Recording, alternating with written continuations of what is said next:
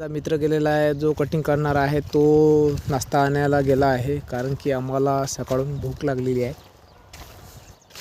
आता आम्ही नाश्ता करणार, मग परत आम्ही सफरचंदांच्या झाडाला कटिंगला डबल सुरुवात करणार आहे. हे बघा, आपण पाहू शकता. आता हे सरळ झाड आहे, हे बघा.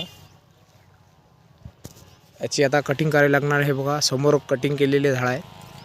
हे बघा, हरमन 99चा मळा आहे हा, आणि त्याच्या खाली आहे अन्नाचा मळा आहे. हे बघा छाटणी कशी केलेली आहे.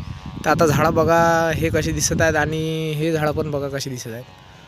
कारण की छाटणी केलेले झाडं हे वेगळे दिसतात, आणि हे बघा बिना छाटणीवाले झाडं हे बघा कसे दिसतात.